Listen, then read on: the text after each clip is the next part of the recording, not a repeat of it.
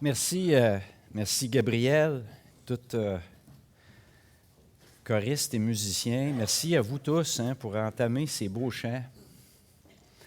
Chants dans lesquels on a prononcé le mot roi à plusieurs occasions.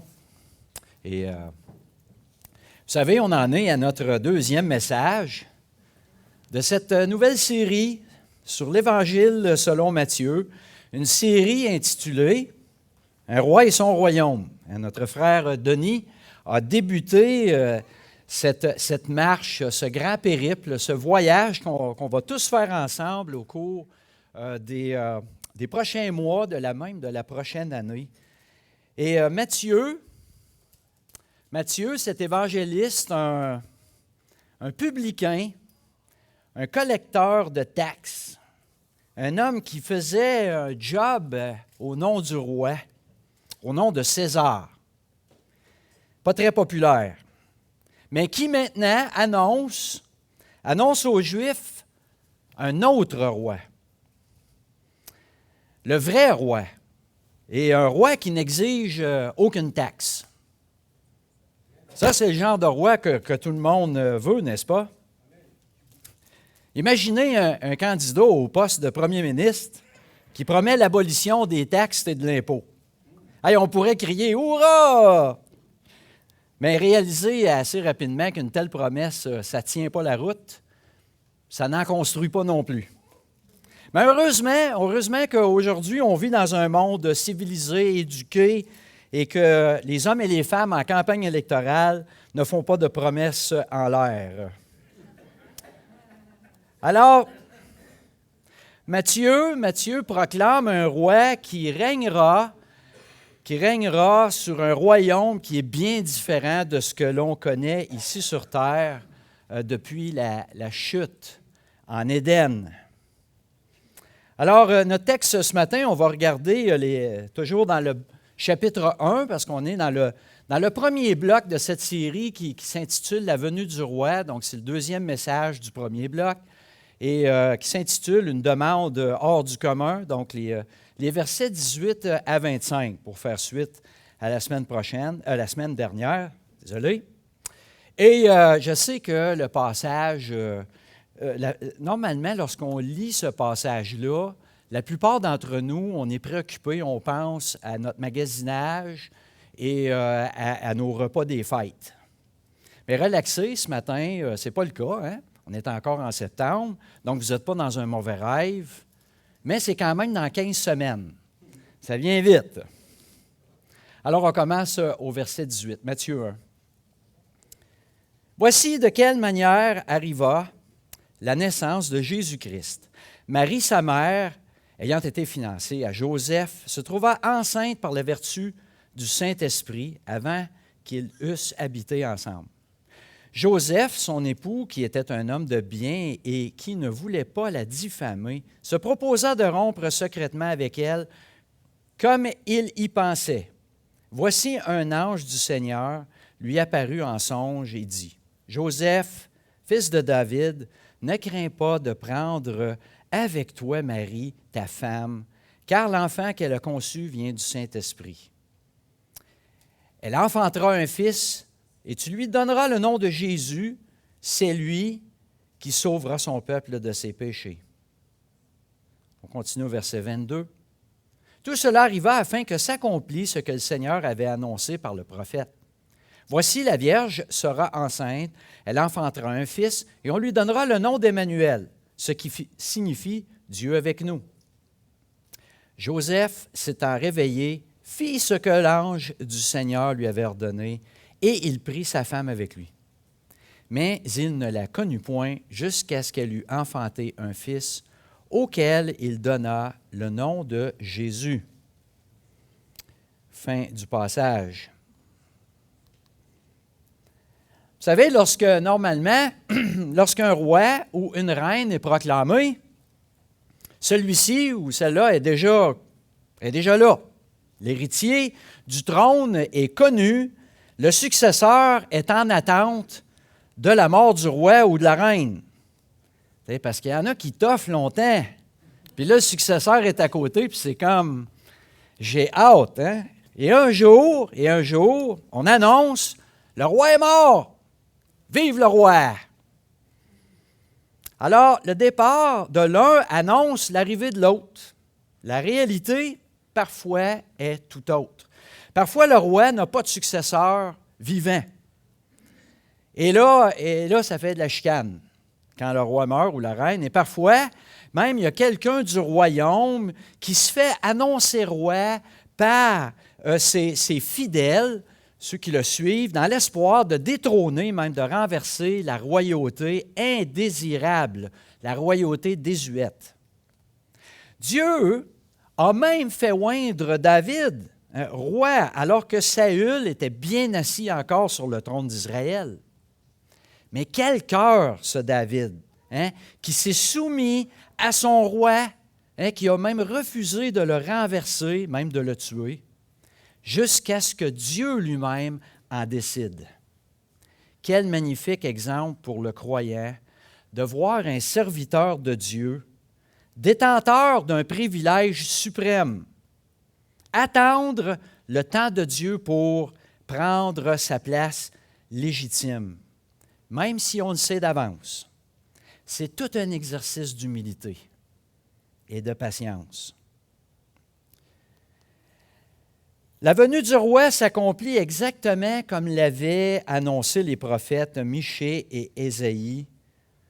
Le roi, le Sauveur, allait naître. Il n'apparaîtra pas dans le ciel sur des nuages. Et pour naître, bien évidemment, ça lui prenait le ventre d'une maman. Et comme on disait si bien au Québec, une femme dont les entrailles sont bénies entre toutes les femmes. Plusieurs d'entre vous avaient entendu cela souvent et l'avaient même prononcé. C'est une belle façon de le présenter, malgré que ce ne sont pas les paroles de l'ange Gabriel. Dans le Nouveau Testament, l'annonce de la conception du Sauveur nous est donnée par les évangélistes Matthieu et Luc. Marc et Jean sont plutôt muets sur cette portion de l'histoire de Jésus. Luc se concentre sur le récit du côté de la mère, Marie, la fiancée de Joseph. Et les fiançailles juives vont au-delà d'une promesse de mariage, parce que même c'était un mariage. Ça prenait un divorce qui était requis pour annuler la fiançaille. Les fiancés devaient se comporter comme s'ils étaient mariés, à l'exception de l'union physique, jusqu'à ce qu'ils fassent vie commune. Et ça me fait toujours un peu sourire lorsque l'on parle de ce passage, et comme si ce principe ou cette règle était exclusif aux Juifs, que les fiançailles nord-américaines n'étaient pas vraiment si différentes de cela, jusqu'à peut-être la Révolution des années 60. On voyait cela comme un engagement de fidélité et d'exclusivité. Et j'ose croire qu'encore aujourd'hui, les fiancés qui prennent le sens de cet engagement-là à cœur, sous le regard de Dieu, qu'ils sont fiancés comme l'étaient Marie et Joseph. Et gloire à Dieu pour cela. Des témoignages que l'on devrait peut-être célébrer davantage dans l'Église. Et l'évangéliste Luc nous donne aussi la généalogie de Marie, comme on a vu la semaine dernière avec Denis concernant la généalogie de Joseph. Mais Luc se concentre sur la généalogie de Marie plutôt que celle de Joseph, puisque la lignée de Marie, elle met l'accent sur un Messie pour l'humanité tout entière. Et la lignée de Joseph, un Messie, comme il a été dit, d'ascendance royale pour la nation juive. Mais à ce moment-là, Hérode le Grand terminait son règne sur toute la région qui allait être divisée en provinces romaines. Et des provinces romaines sur lesquelles le seul et véritable roi est Octave Auguste, le César. Et à cette époque-là, pour les Romains, c'était une divinité sur terre. Hérode Antipas, qui était tétrarque de la Galilée, n'était en fait qu'une genre de figure ethnique, si on pourrait dire, pour satisfaire des besoins politiques, régionaux, mais qui est en réalité une marionnette des autorités romaines.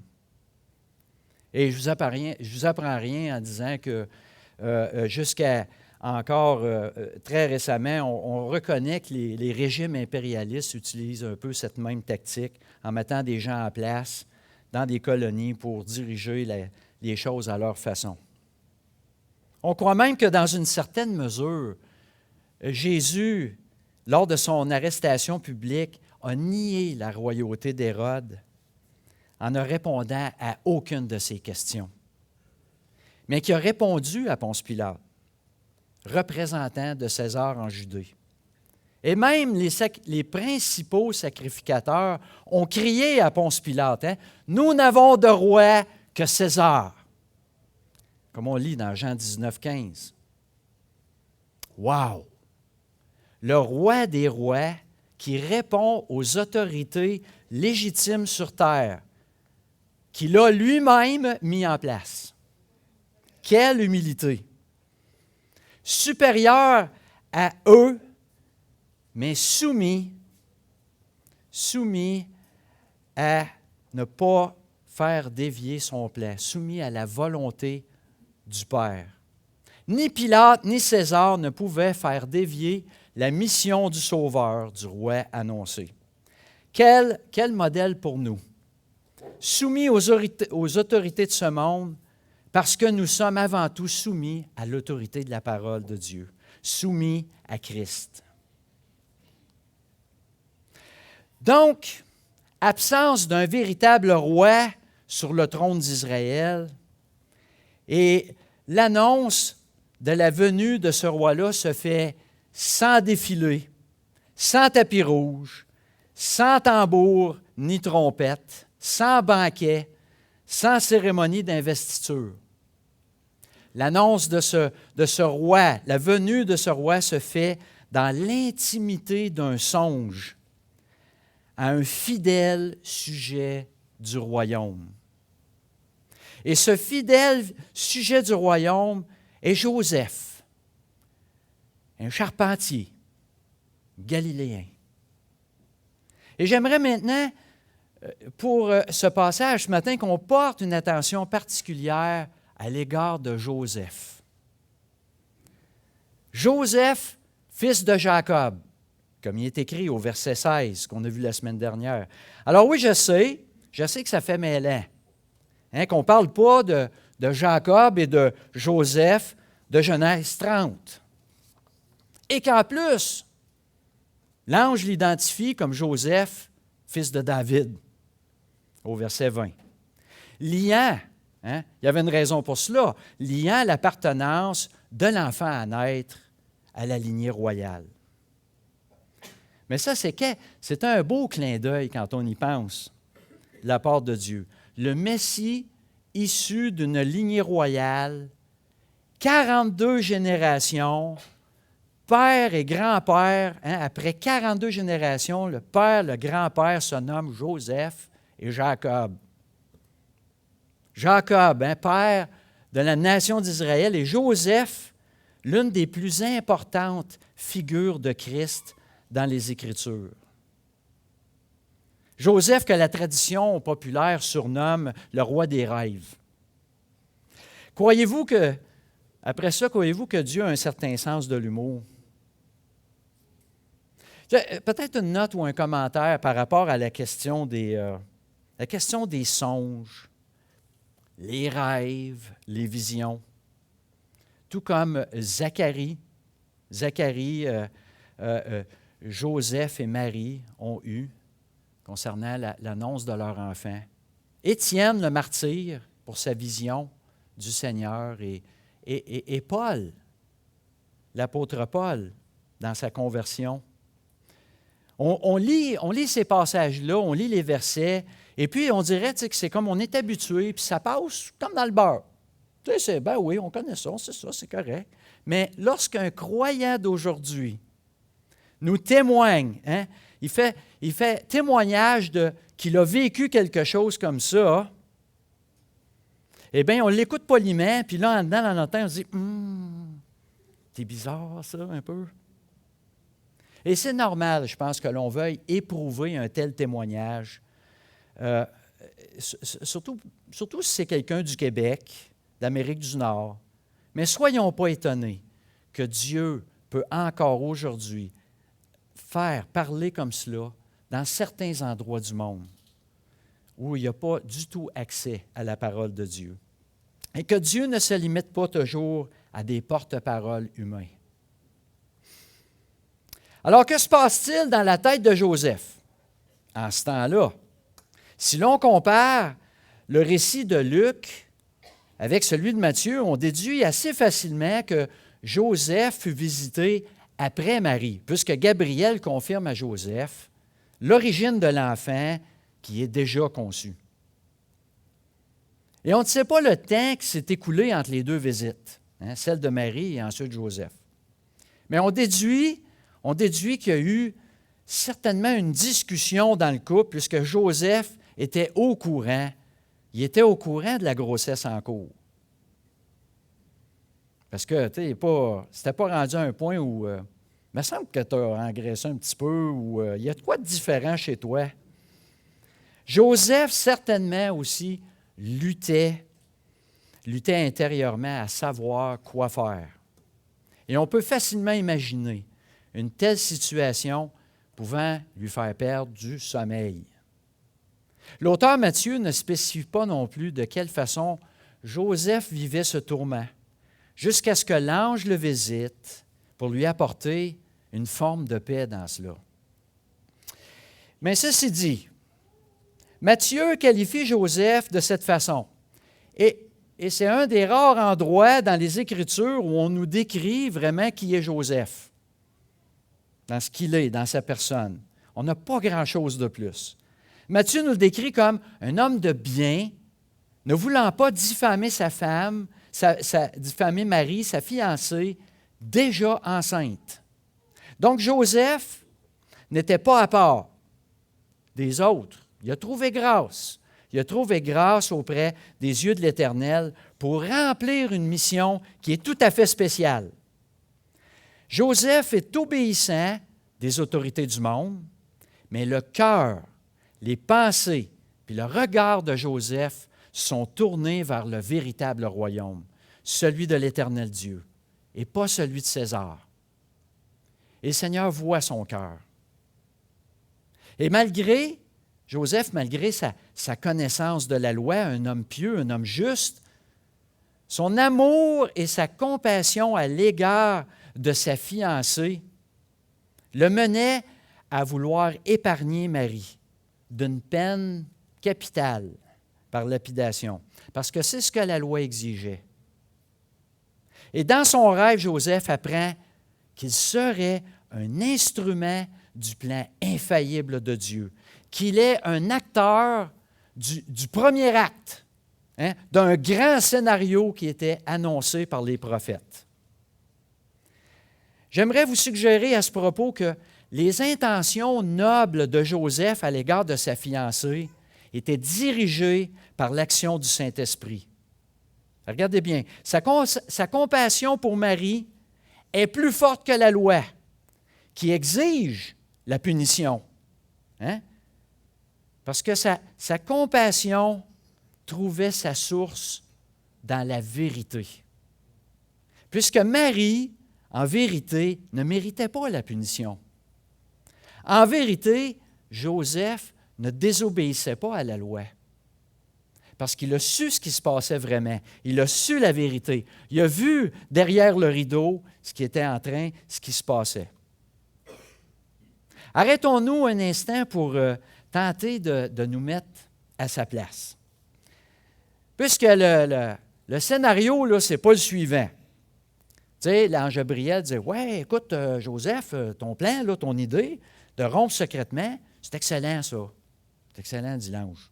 Fait que, tu sais, on épargne Marie, et puis toi, tu ne passeras pas pour un cocu, et tout le monde est content. Ou presque. » C'est un scénario qui serait comme digne des années 50. Un scénario 2021 aurait été plutôt Écris sur Facebook que tu as réalisé que le mariage n'est pas vraiment pour toi, là, tout de suite. Et puis, tweet que tu organises une soirée de football pour les boys seulement chez vous. Puis là, tout le monde va être content.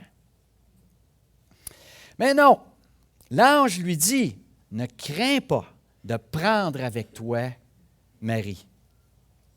Ne crains pas de vivre et peut-être subir des jugements de la part de ton entourage. Ne crains pas de la difficulté de l'aimer comme tu le devras vraiment. Ne crains pas pour ton regard envers l'enfant, même s'il n'est pas de toi, etc., etc. Ne crains pas. Est-ce qu'on peut juste s'imaginer que une telle demande implique dans le court, le moyen puis le long terme au quotidien? Qu'est-ce que ça implique pour Joseph? Écoutez, on se marie, la plupart du temps, puis c'est comme ça qu'on le voit, on se marie dans des conditions quasi féeriques. On est en amour, on s'aime, on s'aime, on s'aime. Yep. Puis là, à un moment donné, la bulle est pétée. Hein? Mais le plus beau, on voit le plus beau de notre vie qui arrive, là. Et puis là, bam, c'est fini. Plus de bulle. Même que dans certains couples, on dit que la lune de miel se transforme en lune de fiel. Pourtant, les conditions de départ étaient idéales. Donc, Joseph aurait pu peut-être, avec raison, répondre à l'ange, « Hey, ça part bien, hein? » Mais l'ange le rassure immédiatement. Il dit, « Ne crains pas. » Autrement dit, il est en train de dire à Joseph, « Le scénario dans lequel je te demande de t'engager, Joseph, il est dirigé par l'Éternel Dieu. » Vous êtes-vous déjà retrouvé dans une situation inconfortable, hein, puis toutes les parties de votre corps vous disent, là, non, pas moi. Mais les responsables, un ancien, un frère, des sœurs de l'Église, tu sais, ils cessent de vous encourager, de y aller, de continuer ou de persévérer, de lutter. Ne crains point de continuer, car on a la conviction que c'est la volonté de Dieu. C'est ton don. On le voit, c'est ton appel. Mais il y a comme une lutte intérieure.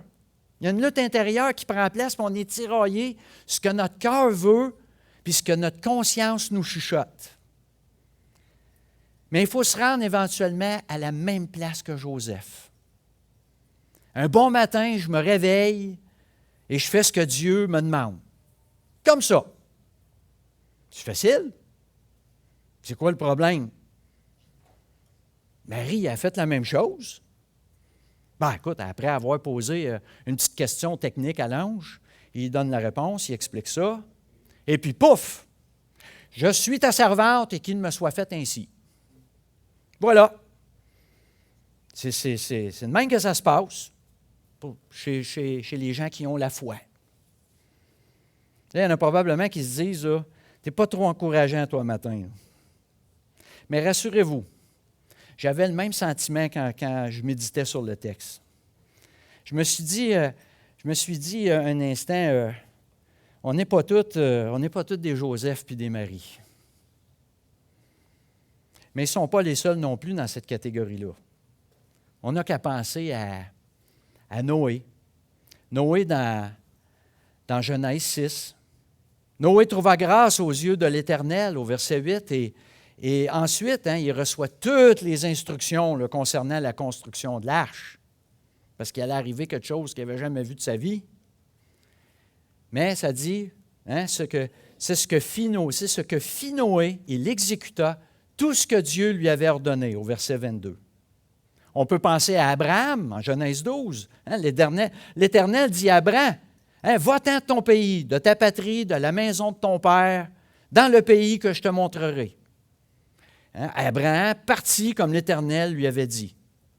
Dieu dit, prends ton fils plus tard, ton unique, celui que tu aimes, Isaac, va-t'en au pays de Moridja, et là, offre-le en holocauste sur l'une des montagnes que je te dirai. Abraham se leva de bon matin, sella son âne et prit avec lui 2 serviteurs et son fils Isaac. On peut aussi penser à Daniel et ses 3 amis qui n'ont jamais hésité à faire la volonté de l'Éternel, même devant une mort certaine. Il y a comme ces héros de la foi que l'on connaît bien qui semblent avoir une obéissance inébranlable devant la volonté de Dieu. Ces héros de la foi que l'on retrouve dans Hébreux 11, que même l'auteur dit qu'il ne fait pas une liste exhaustive. Il dit même au verset 32, « Le temps me manquerait pour parler de Gédéon, de Barak, de Samson, de Jephthé, de David, de Samuel, des prophètes, qui ont accompli de grands exploits par la foi. » Et à mon avis, on aurait pu aisément insérer dans le texte, c'est par la foi que Joseph prit Marie pour femme. C'est par la foi que Marie accepta de porter l'enfant en elle. Mais on va s'encourager. On va s'encourager en regardant de plus près la nature humaine de certains personnages des Écritures pour réaliser que, comme nous, ils ont leurs moments de faiblesse, d'hésitation. Même si Dieu portait un regard favorable sur eux pour l'accomplissement de ses desseins. Bon, oui, en partant, il y a Adam et Ève, assez évidents, ils ne sont pas durs à manquer. Mais on peut prendre Moïse, par exemple. Tout un personnage, tout un héros. Moïse, que Dieu a pris 80 ans à le préparer. 40 ans comme prince d'Égypte et 40 ans comme berger d'un troupeau de moutons dans le désert. Et on lit dans Exode 3, l'Éternel qui parle à Moïse dans le buisson ardent. Il dit, « Maintenant, va, je t'enverrai auprès de Pharaon et tu feras sortir d'Égypte mon peuple, les enfants d'Israël. » À 40 ans plus tôt, c'était ça que Moïse voulait. Il a essayé par ses propres forces. Fait que, on se dit, hey, là, il y a le go, il va partir. Mais Moïse dit à Dieu, qui suis-je pour aller vers le Pharaon et pour faire sortir d'Égypte les enfants d'Israël? Et là, pendant plus d'une vingtaine de versets, Moïse, il cherche un échappatoire pour ne pas y aller. Je ne suis pas bon, je ne suis pas capable, je ne parle pas bien, etc. Ils ne me créeront pas.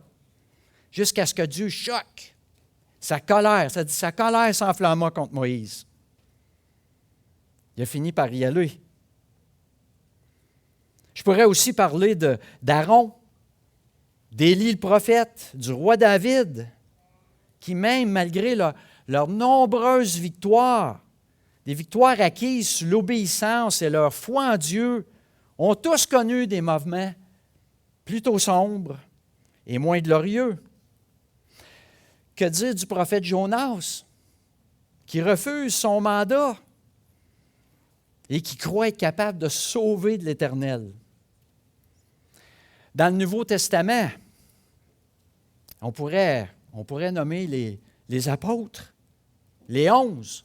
On va exclure Judas, mais les 11 qui étaient authentiquement fidèles, qui le suivaient, qui ont tous pris la fuite quand leur maître a été arrêté. Pierre, qui en plus le renie 3 fois. Je comprends qu'il y a une distinction à faire entre la question de désobéissance, tu sais, des désobéissances à répétition, désobéir à la loi, versus ignorer ou essayer d'échapper à un appel clair du Seigneur. Parfois, la ligne est mince, on l'avoue, mais on voit que ce que les personnages ont en commun, c'est qu'ils ont tous, évidemment, accompli leur appel par la foi. Mais on comprend aussi qu'il y a des détails dans le scénario de certains personnages qui peuvent nous rassurer. C'est peut-être une drôle de façon de le dire, là, mais qui nous font prendre conscience de cette nature humaine orgueilleuse, égocentrique, qui nous donne le sentiment d'être non qualifié pour l'appel. Pas pour moi. Cependant, Dieu ne se laisse pas distraire par ces pièges-là, que le péché met en évidence, en avant-plan. Mais Dieu porte un regard constant sur le cœur de son serviteur en devenir.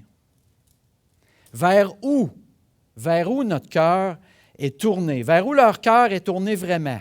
malgré tous les défauts, toutes les mauvaises coches, malgré le péché qui les enveloppe.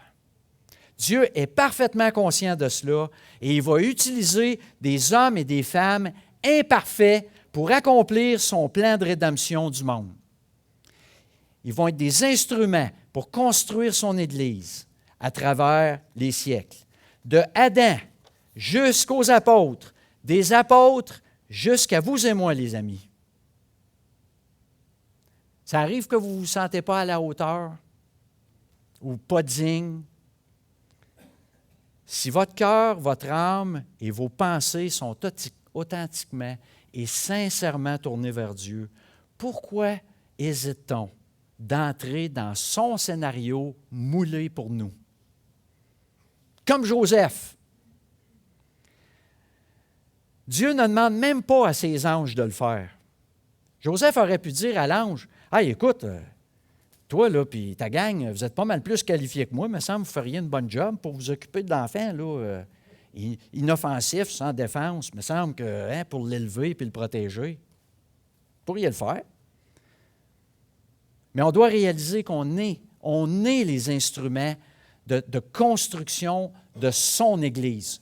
On est les pierres vivantes que nous sommes, qui constituent l'Église autour de Christ, sur le roc.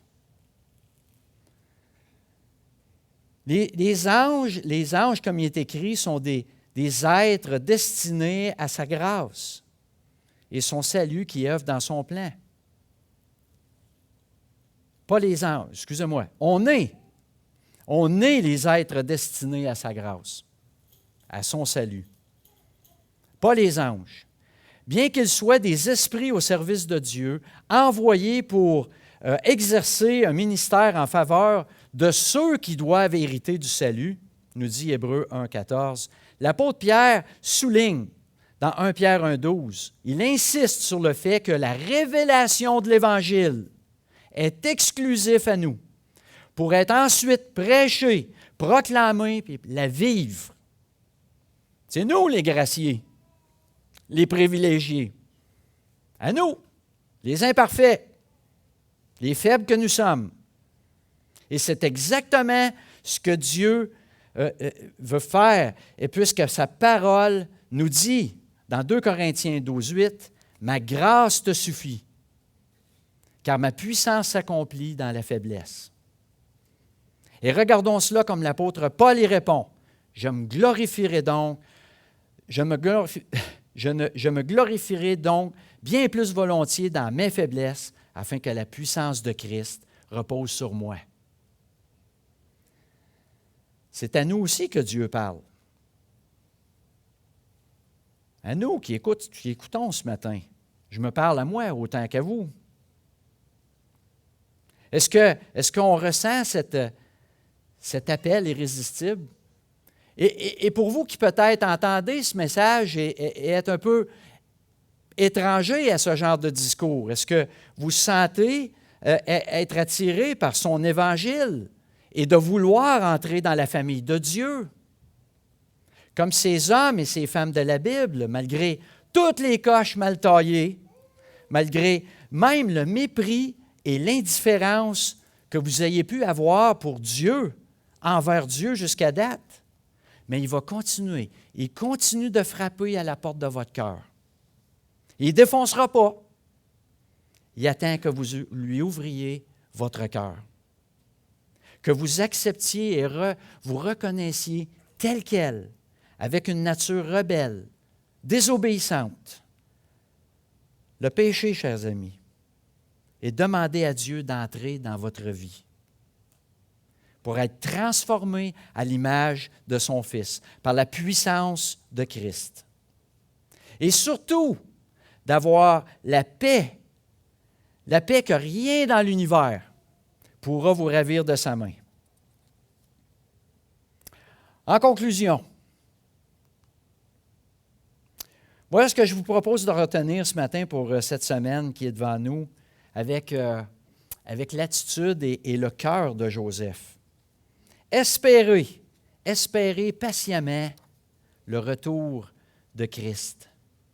Avoir une vie empreinte de la crainte de Dieu d'un amour pour sa parole et son Église. Être attentif à la volonté de Dieu dans nos vies, dans la souffrance comme dans la joie. Et comme trop souvent qu'on ne soit pas surpris que ce que Dieu nous demande parfois est une vraie épreuve de notre foi. Notre foi est éprouvée. Et j'aimerais vous peut-être utiliser ce passage qui, je crois, englobe bien ce que je voyais à travers le personnage de Joseph, et c'est dans l'Épître de Jacques,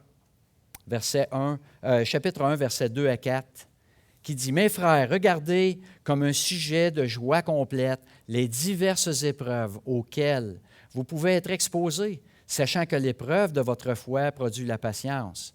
Mais il faut que la patience accomplisse parfaitement son œuvre, afin que vous soyez parfaits et accomplis sans faillir en rien. » Il y a cette histoire, j'ai rencontré une dame lors d'une... en fait, je ne l'ai pas rencontrée, mais j'ai entendu son témoignage lors d'un congrès à Montréal, et elle vient du sud de l'Ontario, de la région d'Hamilton. Et c'est une dame qui racontait son parcours. Et elle a été célibataire de nombreuses années, et elle arrive nouvellement dans la ville, où je ne me souviens plus où exactement, dans la région d'Hamilton. Et elle racontait qu'elle avait une formation en chant. Elle avait suivi des cours de chant. Elle avait beaucoup de connaissances de ce côté-là. Et là, à l'Église, il y avait une chorale, et elle désirait vraiment servir dans la chorale. Mais c'était difficile pour elle d'essayer de s'y intégrer. Le directeur de la chorale elle trouvait que c'était un homme difficile d'approche et tout ça, ça la gênait, elle était intimidée un peu. Ça fait que, c'était comme difficile, ça fait que elle voulait vraiment, mais les gens autour d'elle lui disaient constamment « Hey, tu serais tellement bonne, on te voit aller, tu es bonne avec les enfants, viens donc à l'école du dimanche, on te verrait là. » Mais elle voulait vraiment être en chorale. Puis à un moment donné, elle apprend qu'il y avait une position dans les altos, les voix alto, et puis elle savait être alto, c'est que là, c'était comme de bouche à oreille se fait, et puis elle a la place dans la chorale. Elle était contente, puis elle voyait ça comme une genre de volonté du Seigneur. Elle dit « Hey, c'est bon, si le match était bon. » Mais elle trouvait l'atmosphère dans la chorale, c'était difficile. Et puis, les liens avec le directeur et tout cela. Mais elle se fait, dans la section des altos, elle se fait 2 bonnes amies.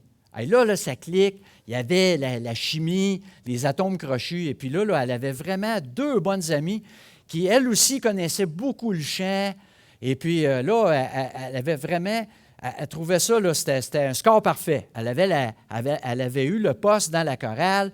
Elle avait 2 grandes amies qu'elle appréciait énormément. Et puis, à un moment donné, les 2 amies disent « Ah ben là, nous, on quitte la chorale. » Fait que là, elle était très déçue de cela, parce que c'était comme avec juste ces 2 sœurs-là qu'elle s'entendait bien. Et puis, là, elle voulait savoir un petit peu pourquoi. Elle dit, c'est-tu à cause que le directeur, elle dit, je sais qu'il n'est pas toujours une attitude plaisante. Elle dit, non. Elle dit, nous autres, c'est parce que c'était un remplacement, c'était temporaire, parce que nous, on est à l'école du dimanche. Ça fait qu'elle a fait à peu près 1 mois, je pense, à la chorale, puis finalement, elle est allée rejoindre ses 2 sœurs à l'école du dimanche. Et de fil en aiguille, elle s'est impliquée même dans une organisation internationale qui soutient puis qui aide les écoles du dimanche à l'étranger. Elle était dans le conseil d'administration de cette organisation-là. Elle s'est liée d'amitié avec un frère qui était dans l'organisation, qui est devenu son mari 2 ans plus tard. Et puis là, en plus, lui a des connexions avec l'Europe, en Europe de l'Est, et puis là, ils sont allés visiter là-bas. Et là, en arrivant, je pense que c'était en Roumanie ou en Hongrie, là, il se lie d'amitié avec les gens là-bas. Finalement, il tombe en amour avec la place, il reste là, et puis se trouve une église locale, et puis le responsable de la mission, là, rencontre le couple, et puis ils s'en vont manger ensemble. Et puis là, il dit, ah, écoute, il raconte les choses qu'ils vivent à l'Église. Puis là, il dit, ah, on a tellement un grand besoin dans l'Église. Il dit, là, j'ai une dizaine de personnes qui veulent chanter. Je n'ai pas personne pour diriger la chorale. Fait qu'elle s'est impliquée là. C'est qu'on voit, tu sais, quand on regarde un parcours comme ça, on voit toutes les belles choses qui arrivent. Tu sais, même elle témoignait, elle dit, je comprends maintenant, là. Elle dit, je suis allée à l'école du dimanche, puis je pense que, tu sais, j'ai rencontré mon mari là, qui m'a amené à l'étranger pour retrouver ce que je voulais éventuellement. Tu sais, le temps de préparer. Tu sais, Dieu, en son temps, il préparait. Parce qu'elle avait besoin de toutes ses connaissances de chant pour pouvoir diriger, puis avec l'expérience qu'elle avait eue, etc. Mais réalisons, là, parce que là, je vous ai juste donné les grandes lignes, mais dans tout son témoignage, là, il est arrivé des affaires tellement difficiles. Écoutez, elle a eu des embûches, il y a eu de la maladie, il y a eu des grandes difficultés. Et puis, elle a eu des épreuves dans la foi, elle a eu des reculs dans sa confiance en Dieu, etc., etc. Donc, voyez-vous, des fois, on entend les récits, puis on a tous les beaux punchs. Mais dans tout cela, là, il y a un cheminement. Et puis, on fait toute partie de cela. Qu'on soit encouragé, que le Seigneur nous travaille à travers cela. Et comme Joseph, il a eu sa part de difficultés à travers cela. Même si on ne connaît pas l'histoire, on peut facilement s'imaginer. Prions. Seigneur Dieu, on veut te remercier pour ce temps que nous avons eu ensemble ce matin, que ta parole est vivante et nous parle à travers ce texte de ton évangéliste qui nous raconte l'annonce de ce roi dans l'humilité, dans la simplicité, qui a demandé de grands sacrifices à des gens comme Joseph et sa fiancée Marie. Seigneur Dieu, encourage-nous à travers ces témoignages et fortifie-nous par ton Fils Jésus-Christ. Amen.